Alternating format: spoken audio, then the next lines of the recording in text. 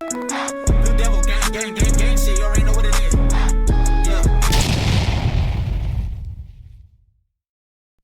All right, check this out. You guys are back on the episode of Southside Reactions. Now, look, usually I don't do the reactions in this room, but over there, we're doing some upgrades, and I didn't want to shoot throughout the mess of the upgrade, so we're going to be in this room for a little while. It's just for a couple of days until we get that room situated. You guys are going to love the upgrades that are coming along in that room, but check this out. Other than that, today we got a video titled DJ Vlad on why he stopped working with China Mac. If you guys don't know, recently Adam22 came out and spilled the beans on China Mac not being allowed to shoot on Vlad no more.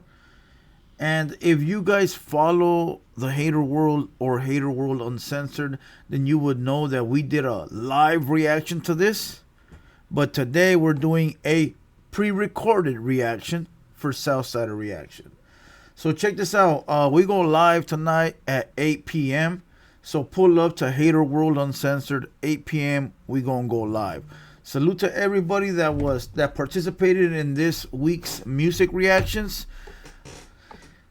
I do want to say that we gave away around $500 worth of Amazon gift cards and memberships. I know I gave away $200 worth of Amazon gift cards, and I also gave away about, I don't know, $60, $70 worth of memberships, along with the homie brother Lex, Jessica, and a few other people that participated.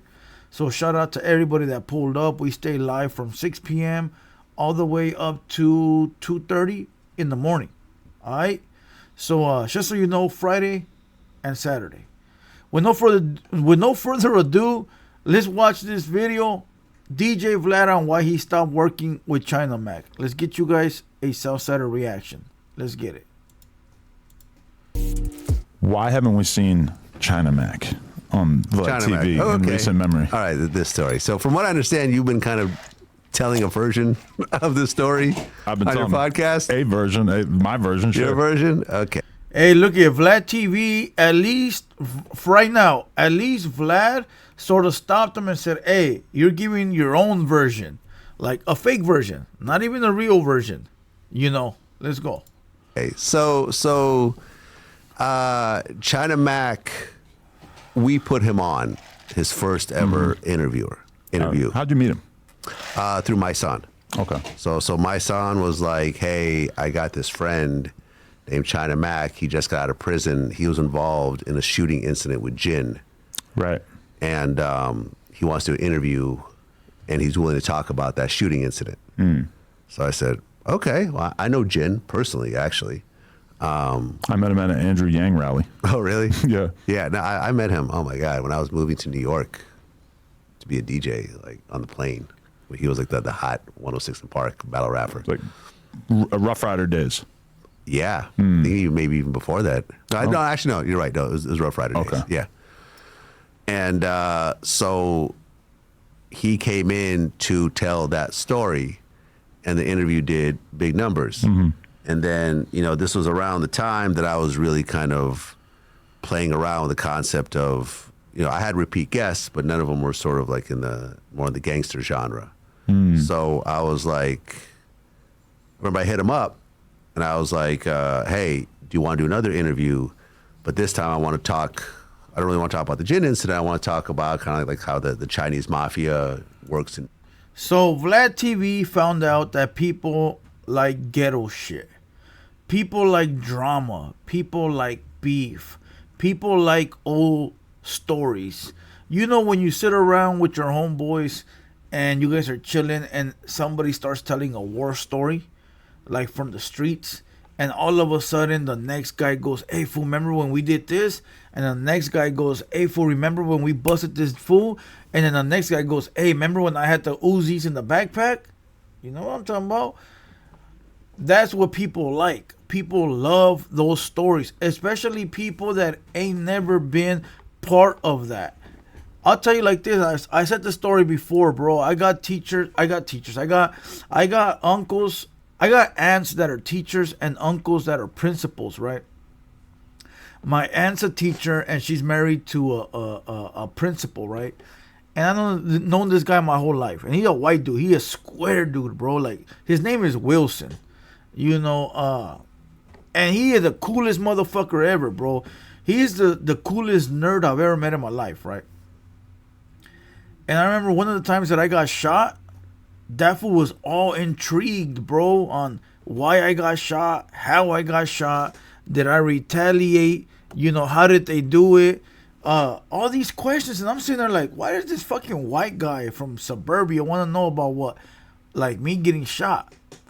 That's because these fools never see that shit. They're not into that. Like they went to college, had a good life, so to them it's like it's intriguing as fuck.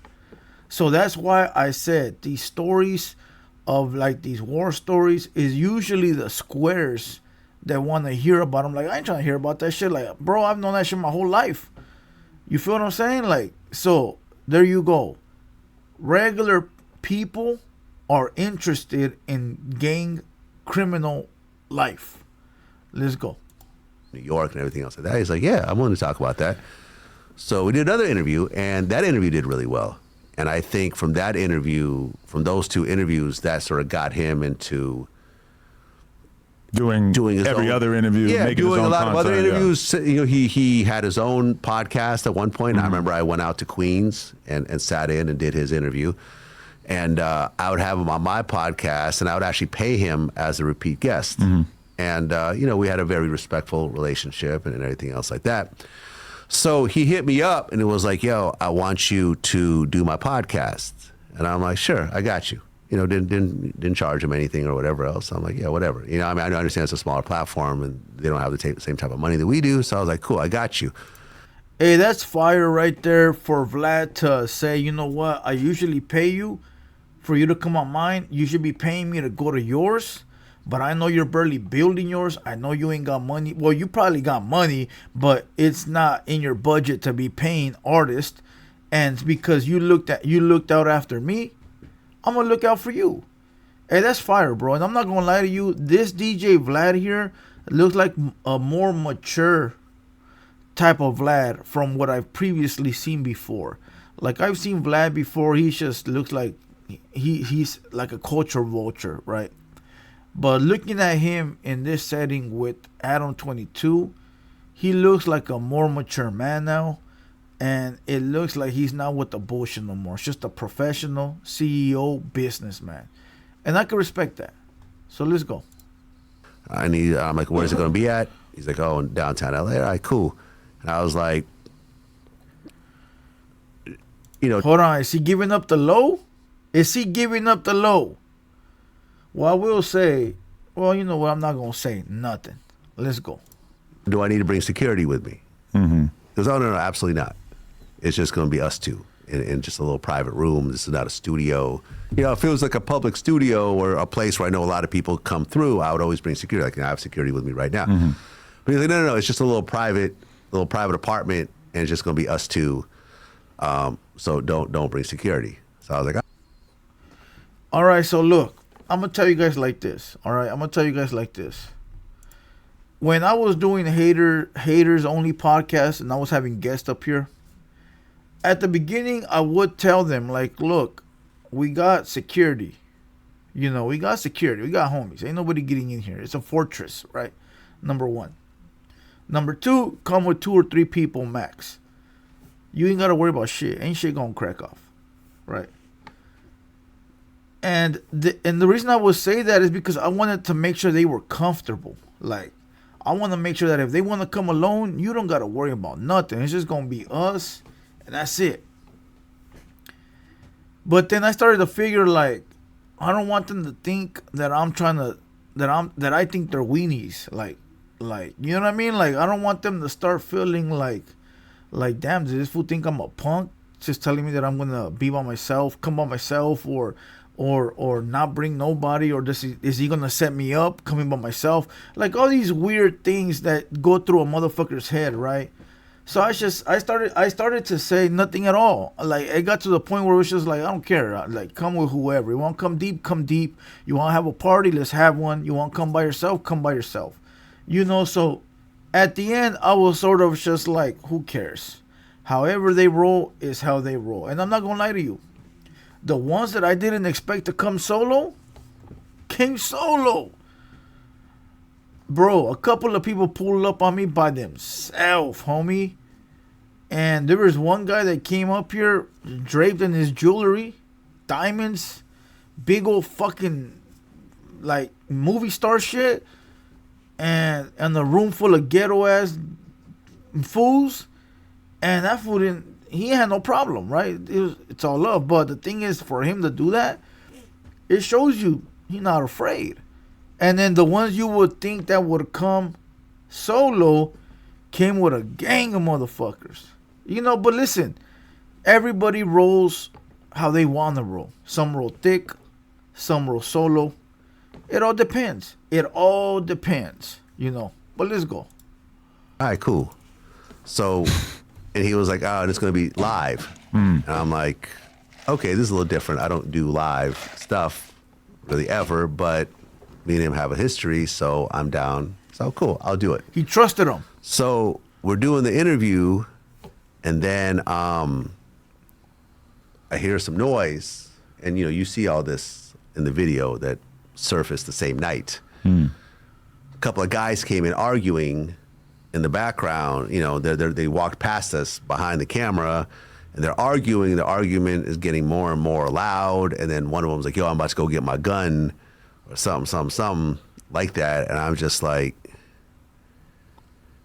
if you see the video, I put my hands in my pockets. Right. Facts. Because I had something on me at the time. Right? If you guys don't know what video he's talking about, go search up China Mac Pranks Vlad TV. I watched it live, and you could see that DJ Vlad was not scared. He was just precautious. He was like this, with his hand on his heater, and he was looking around. Because you have to.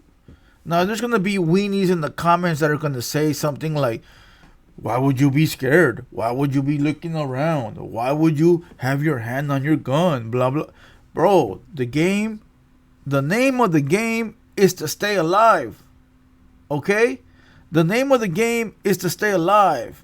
And the way I'm going to stay alive is by making sure I'm watching all the bullshit at all times.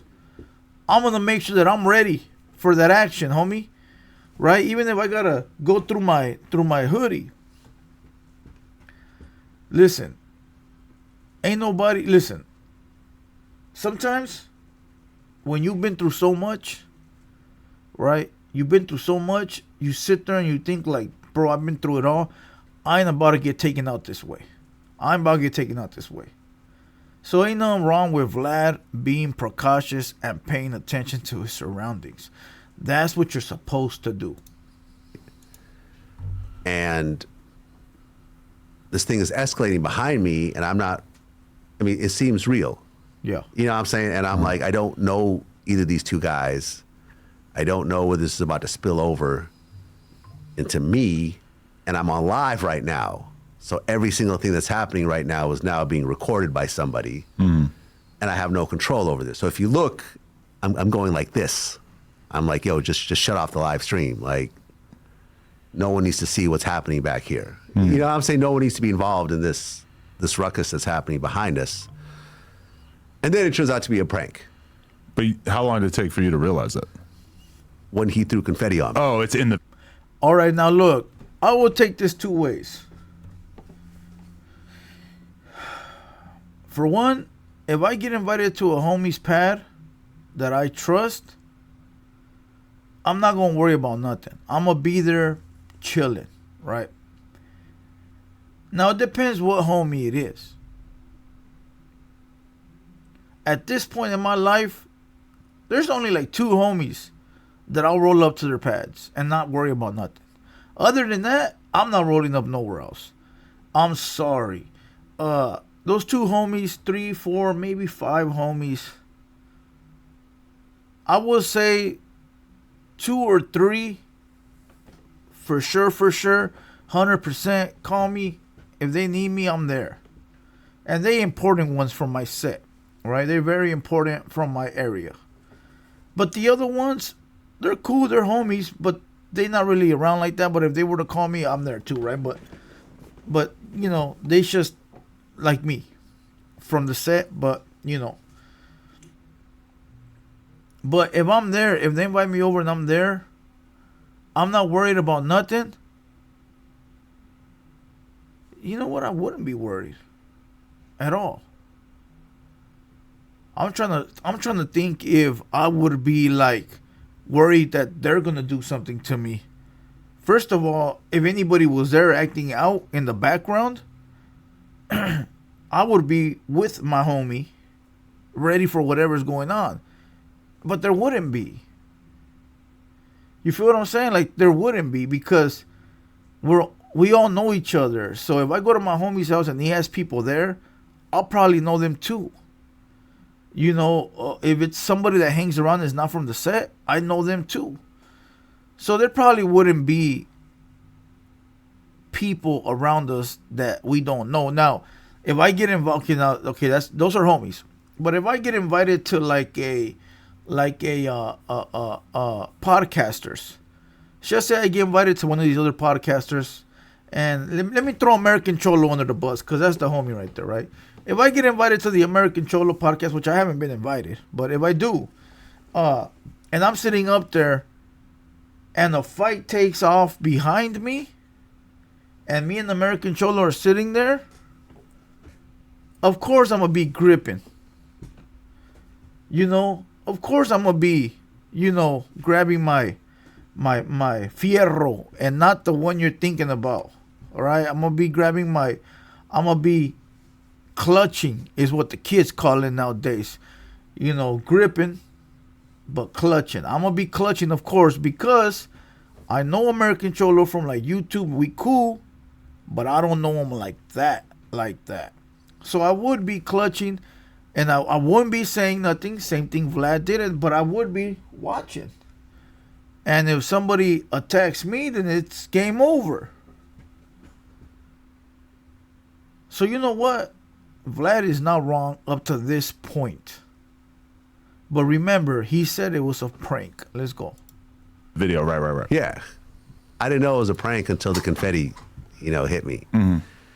And at the time, it was like I wasn't really annoyed at the time, because there was a little bit of adrenaline kind of flowing in the whole situation. And then we went and had some dinner afterwards and everything else like that. But the more I thought about it, the more I realized that this could potentially have gone very badly. Facts. You know what I'm saying? It's like I could have pulled out a weapon live on camera. I could have gotten scared and ran away live on camera. And that's all content to him. Those are all like good things, Yeah, because chaos is kind of like a streamer's currency. But I'm a CEO. You know what I'm saying? I'm behind the camera most often. Like I'm not the troll. All right, so look. All right, so he's saying a lot of things could have went bad. All right, check this out.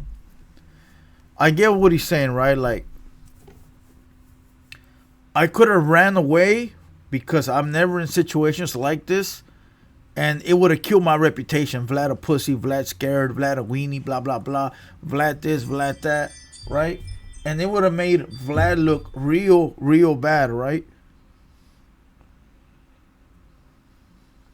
My bad, I'm waiting for Amazon today. It would have made Vlad, he could have lost his career. Or he could have pulled out the heat, and then maybe the heat's not registered, or maybe it's a crime to pull it out on camera, or maybe he could have busted at somebody, and it would have been caught on tape, and he would have killed somebody, and now he in a big dilemma, court case, lawyers, and also could have ruined his career. So basically what he's saying is a lot of things could have went bad over a prank. That's totally understandable. But the way I look at it is this. For one, it didn't.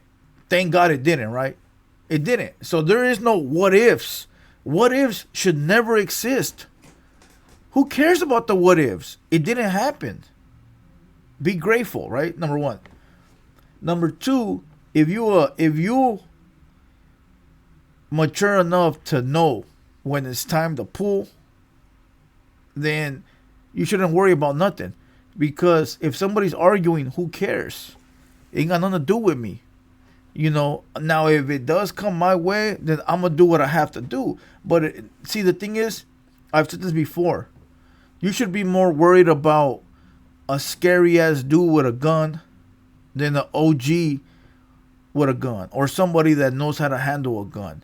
Because a scary ass fool's going to pull it out and shoot you for no apparent reason. While the one that's sort of more mature knows when to pull out. So I don't think that Vlad should be too worried about what happened because, and as a matter of fact, this made him look good. How? Because it showed that Vlad is packing. So now motherfuckers know that he's packing everywhere he goes. And number two, they know that he's mature enough to know when his time is time. And he didn't run or get scared or panic.